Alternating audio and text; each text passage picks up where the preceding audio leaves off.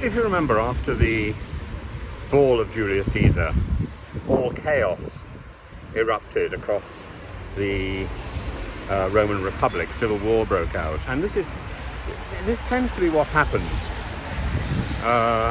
There is viciousness, and viciousness spreads. That's something I've been putting out for a while, and there was a lot of viciousness in GBNews, which led to people like Dan Wootton and so on being removed, and now a number of GBNews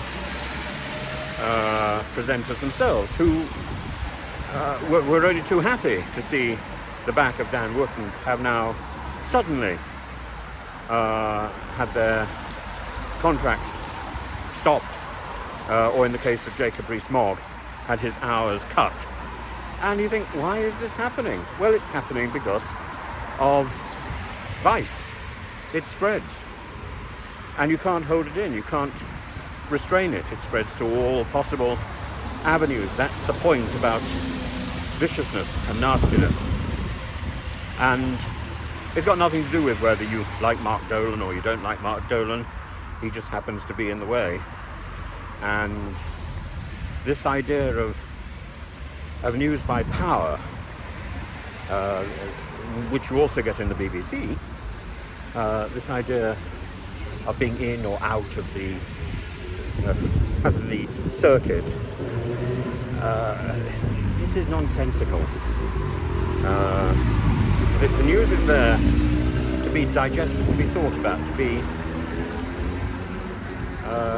dissected if necessary, and it's not about whether you're on one team or on another team. But if you're going to play those games, then be ready for the axe to strike, because I could draw comparisons with Julius Caesar. I could draw comparisons with Thomas Cromwell, who I was very entertained by the last episode of the Mantell adaptation on the telly, and I thought it was very sensitive, and we didn't see the axe fall.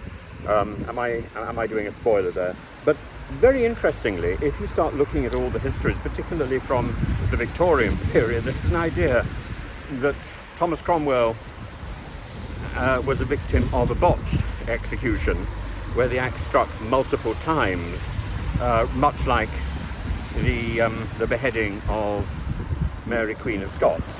Now, Mary Queen of Scots, I think there is some justification in believing that her head took a bit of severing, and horrible histories, of course, is only too keen to tell us the story about the headsman who held up the severed head by the hair, and the skull dropped out because she was wearing a wig. And in fact, then, nobody knew what to do with her body, and her maids. There's a painting of her preparing for the axe with her maids. Well, the maids were kept away from the actual event. They didn't know what was happening, and her body was, I don't even know if it was put into a coffin, but it took 6 months before she was finally given some sort of burial. And Thomas Cromwell, it's not clear whether he ended up in a coffin either, but his head was certainly in a good enough condition to be put on a spike, so everybody could tremble at how high he had risen and how low he had fallen. I think the story of the botched execution is nonsense. But what is true is that he was a victim of the same sort of nastiness that he'd imposed on others. And he was hoisted his own petard, as Shakespeare would coin it. And I'm afraid that's the issue. You deal in violence, you will get dealt with in violence and viciousness. You live by the sword, you die by the sword. And that's the sad reality of the people who lost their jobs today on GBNews, or yesterday. The sad reality. And I'm sorry.